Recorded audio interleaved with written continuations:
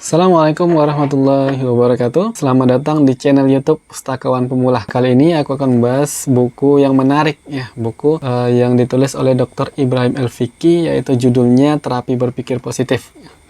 Nah, buku ini bercerita tentang atau membahas tentang kekuatan pikiran, bagaimana pikiran dapat mempengaruhi segala hal dalam kehidupan kita, dan strategi apa yang bisa kita gunakan untuk bisa mengarahkan pikiran kita menjadi pikiran positif meskipun kondisi kita dalam menghadapi suatu permasalahan. Oke, langsung saja kita bahas bukunya. Dalam buku ini, Dr. Ibrahim El-Fiqi mengatakan kekuatan pikiran kita lebih dahsyat daripada apa yang kita bayangkan. Pikiran melahirkan mindset, mindset melahirkan sikap dan perilaku, sedangkan sikap dan perilaku akan melahirkan hasil. Nah, jadi seluruh hasil yang kita dapatkan dalam kehidupan kita adalah bersumber dari pikiran kita itu sendiri. Apabila pikiran kalian positif, maka hasil yang akan kalian dapatkan juga akan mengarah kepada hal yang positif. Begitu juga sebaliknya, apabila pikiran kalian negatif, maka hasilnya juga akan mengarah kepada hal yang negatif. Menariknya, dalam Aladdin Factor, karya Jack Canfield dan Mark Victor Hansen disebutkan bahwa setiap hari manusia menghadapi lebih dari 60.000 pikiran. Dan yang lebih mengejutkan lagi, pada tahun 1986, penelitian Fakultas Kedokteran di San Francisco menyebutkan bahwa lebih dari 80% pikiran manusia bersifat negatif. Artinya, jika kita menghitung 80% dari 60.000, hasilnya adalah 48.000 pikiran negatif. Semua itu turut mempengaruhi perasaan, perilaku, serta penyakit yang menderita jiwa dan raga kita. Jika demikian, tentunya kita harus ekstra hati-hati dalam memilih pikiran kita dan berusaha sebisa mungkin untuk mengarahkan pikiran kita menjadi pikiran yang positif. Dalam buku ini, Dr. Ibrahim El-Fiqi menyebutkan bahwa pada tahun 1985, Fakultas Kedokteran di San Francisco melakukan penelitian terhadap dampak berpikir negatif, dan hasil penelitiannya menegaskan bahwa pikiran negatif menyebabkan 75% lebih penyakit organik seperti jantung, tekanan darah tinggi, vertigo, dan kanker. Nah, tentunya ketika berpikir negatif, kita akan merangsang akal untuk fokus pada hal-hal negatif, maka otak kita akan membuka file yang diberi label pikiran negatif pada waktu yang bersamaan. Ia menggagalkan seluruh informasi positif yang lainnya. Kemudian ia mengeneralisasi informasi tersebut dan memperkuatnya dengan mencarikan bukti yang mendukungnya. Aktivitas ini akan mempengaruhi fisik kita dalam bentuk ekspresi wajah, kemudian gerakan organ tubuh, dan tarikan nafas. Aktivitas ini juga akan mempengaruhi perasaan, sikap, dan perilaku kita. Jika sudah demikian, bisa dipastikan kita akan bertindak secara negatif, dan hasil yang akan kita dapatkan pun sesuai dengan tindakan kita, baik menyangkut kesehatan, keluarga, sosial, pekerjaan, dan keuangan. Nah, tentunya kalian tidak ingin mengalami hal seperti demikian di dalam kehidupan kalian. Lalu bagaimana kita bisa terus berpikir positif dalam hampir setiap keadaan di kehidupan kita? Kita akan membahasnya di poin ketiga, yaitu strategi berpikir positif. Ada banyak strategi untuk berpikir positif yang dituliskan oleh Dr. Ibrahim El-Fiqi dalam buku ini. Tapi kali ini kita hanya akan membahas dua strategi berpikir positif. Yang pertama, strategi mengubah konsentrasi.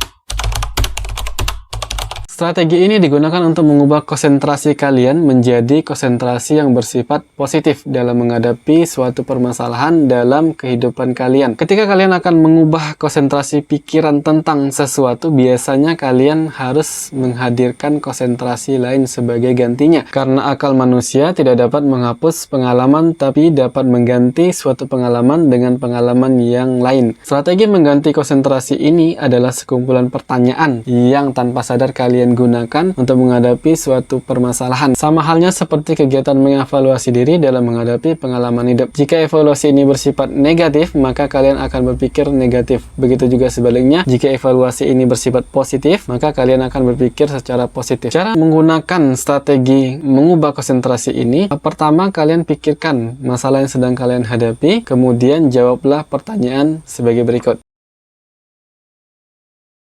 Setelah kalian menjawab pertanyaan-pertanyaan tadi, tentu perasaan kalian akan berbeda karena konsentrasi dari pertanyaan-pertanyaan tersebut bersifat positif yang akan mengarahkan kalian untuk bisa berpikir positif dan memotivasi kalian untuk menyelesaikan permasalahan yang sedang kalian hadapi. Kemudian yang kedua, strategi alternatif.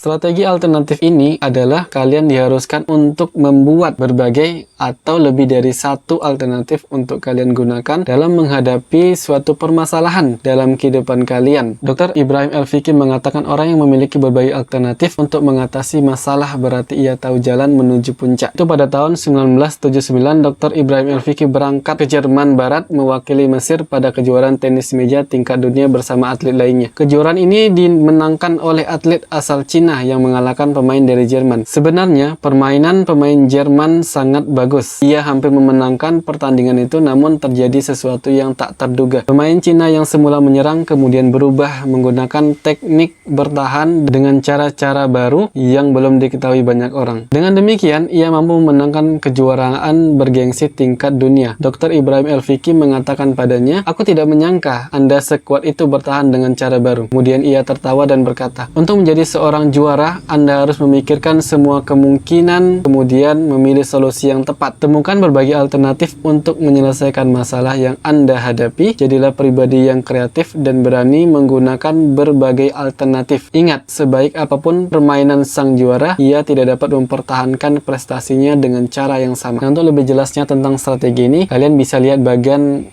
berikut ini. Kalian dapat menggunakan alternatif pertama dan melaksanakannya, kemudian mengevaluasi hasilnya dan memperbaiki pilihan, lalu melaksanakannya kembali hingga mendapatkan hasil yang diinginkan. Jika pilihan kalian tidak memberikan hasil yang diinginkan, kalian dapat menentukan pilihan yang lain. Begitu seterusnya sampai kalian berhasil mewujudkan apa yang kalian harapkan. Zaman yang berjalan serba cepat, inovatif, dan dengan persaingan yang ketat merupakan penyebab banyak orang merasa tidak aman dan mengalami penyakit kejiwaan atau penyakit fisik. Menurut Universitas Harvard, Amerika Serikat, keberhasilan ditentukan keluasan dalam gerak cepat untuk melahirkan banyak alternatif dan gagasan baru. Itulah yang membuat individu atau perusahaan meraup untung besar dari kesempatan yang ada. Strategi ini untuk membantu kalian mengendalikan perasaan dan membantu kalian mengatasi banyak persoalan dalam kehidupan kalian. Nah, itu tadi tips-tips terapi berpikir positif ala Dr. Ibrahim El-Fiqi, maestro motivator muslim dunia. Semoga bermanfaat